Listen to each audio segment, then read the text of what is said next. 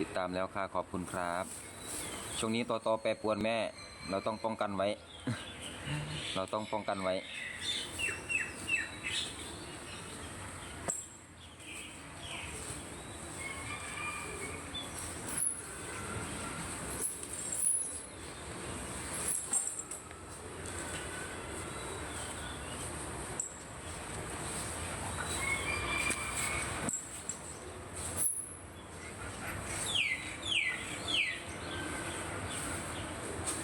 อันนี้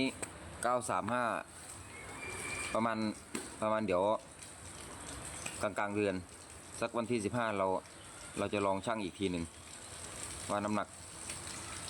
จะขึ้นอีกไหมนะครับ กินเก่งขนาดนี้โอ้โหไม่น่าเชื่อเลยนะแม่น้องช้างอายุแค่2 ปี3 เดือน2 ปี4 เดือนจะน้ำหนักเยอะขนาดนี้นะครับผม 2 ปีกว่าเกือบตันนะแม่ ไม่ธรรมดานะครับน้องกินแซ่บใช่ครับแม่ดาวมาลิสาวนลุงพุงชิมิใช่ครับแม่กินเยอะ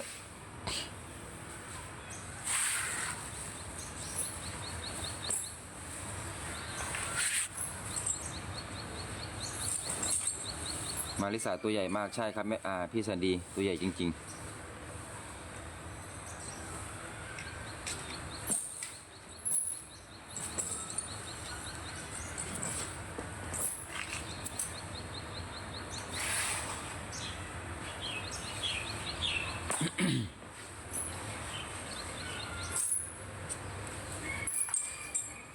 แฟชั่นอะไรลูกบนหัว เล่นไปเรื่อยเปื่อยแม่ทั้งกินทั้งเล่นครับทั้งกินทั้งเล่นอมรินทร์ล่ะครับเป็นยังไง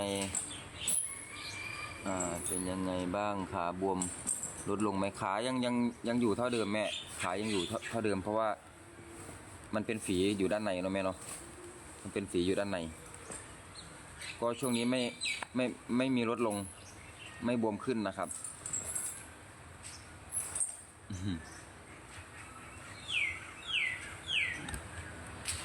ช่วงนี้ต่อแปรปรวนแม่หนูหาไม่เจอเอาคือว่าหาบ่เจอน้องบาทพายอมรินทร์แล้วก็ช่องสำรองครับแม่พิมพ์คำว่าพายอมรินทร์ช่องสำรองครับแม่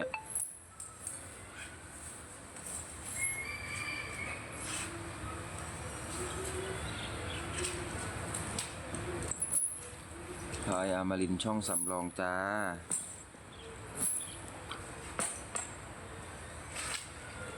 ไม่มีวรรคไม่มีอะไรเลยแม่พิมพ์ต่อกันไปเลย